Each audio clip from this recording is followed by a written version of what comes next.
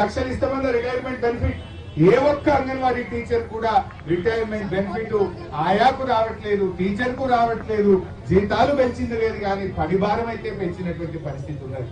ముఖ్యంగా మా టీఎన్జిఓ ఇవాళ యూనియన్ నాయకులను బెదిరిస్తా ఉన్నారు. టీఎన్జిఓ యూనియన్ రాష్ట్ర నాయకత్వం ఎవరైనా మాట్లాడితే విజిలెన్స్ కేసు, ఏసీబీ కేసు, పోలీసులను పెట్టి ఇలా ఉద్యోగ సంఘాల నాయకులను రేవంత్ రెడ్డి బ్లాక్ మెయిల్ చేస్తున్నాడు, బెదిరింపులకు పాల్పడతా ఉన్నాడు. రేవంత్ రెడ్డి నువ్వు నాయకుల్ని బెదిరిస్తావు కావచ్చు, ఇన్ని వేల మంది ఉద్యోగులను బెదిరిస్తావా? ఇన్ని వేల మంది ఉపాధ్యాయులను బ్లాక్ మెయిల్ చేస్తావా? అయినా ఉద్యోగంతో పెట్టుకున్నాడు, ఎవడు పోగు వేయలేదు. చంద్రబాబు నాయుడు అప్పటి నుంచి చూసినాం మనం. ఉద్యోగులతో పెట్టుకుంటే నిన్ను శంకరగిరి మాన్యాలు పంపిస్తారు మిస్టర్ రేవంత్ రెడ్డి. ఒక్కడి గుర్తు పెట్టుకో, ఉపాధ్యాయ ఉద్యోగంతో పెట్టుకున్నాడు ఎవడు ఇవాళ వరకు పోగు పోయలే. నువ్వు ఇవాళ వాళ్ళతో పెట్టుకుంటున్నావు, నీకు రోజులు దగ్గర పడుతున్నాయి మిస్టర్ రేవంత్ రెడ్డి అని చెప్పి కూడా నేను చెప్పదలుచుకున్నా. ఎందుకంటే ఇచ్చిన ఒక్క మాట అమలు చేయలేను, ఒక్కటంటే ఒక్క మాట కూడా అమలు చేయలే. నా డిఏలు ఇవ్వలే, నా పిఆర్సీ ఇవ్వలే, నా పెండింగ్ ఎరియర్స్ ఇవ్వలే, రిటైర్మెంట్ బెనిఫిట్స్ ఇవ్వలే, సిపిఎస్ ను ఓపీఎస్ చేయలేదు, ఒక్క మాట కూడా అమలు చేయలేదు ఉద్యోగులకు. ఇవాళ గమనించండి ఉద్యోగ సోదరులారా, ఒక్కటన్నా ఇచ్చిందా రేవంత్ రెడ్డి వచ్చినాక? ఒక్క హామీ అన్నా మీకు అమలైందా? ఈఎస్ఎస్ కూడా సరిగా అమలు కాలేదు. 3 ఏళ్లుగా 6 గ్యారంటీలని మోసమైంది, ఉద్యోగులకు కూడా మోసమైంది.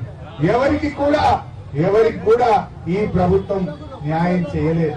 ముఖ్యంగా ఉద్యోగుల విషయంలో భయభ్రాంతులకు లోన్ చేస్తా ఉన్నారు.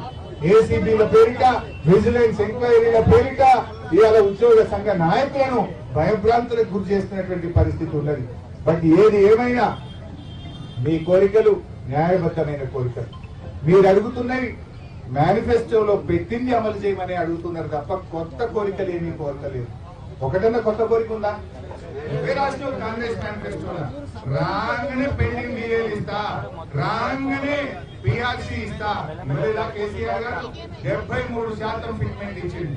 ఈ దేశంలో మీరు అడిగిన దానికంటే 42% ఫిట్మెంట్ ఒకే ఒక్కసారి కేసీఆర్ గారు ఇచ్చారు. ఇంకోసారి 31% పిఆర్సీ నుంచి 73% పిఆర్సీని అమలు చేసింది కేసీఆర్ గారు. ఇవాళ మీరు కూడా ఆలోచించండి. మెరుగైన పిఆర్సీ కోసం, ఓపీఎస్ అమలు కోసం, పెండింగ్ బకాయిల విడుదల కోసం, పిఆర్సీ కోసం అందరం కలిసి పోరాడండి. రేపు 7వ తారీఖు అసెంబ్లీ కూడా స్టార్ట్ అవుతుంది.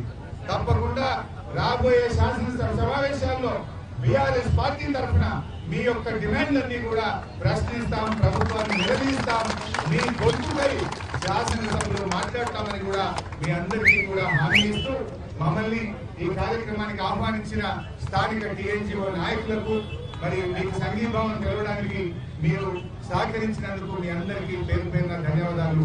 జై తెలంగాణ.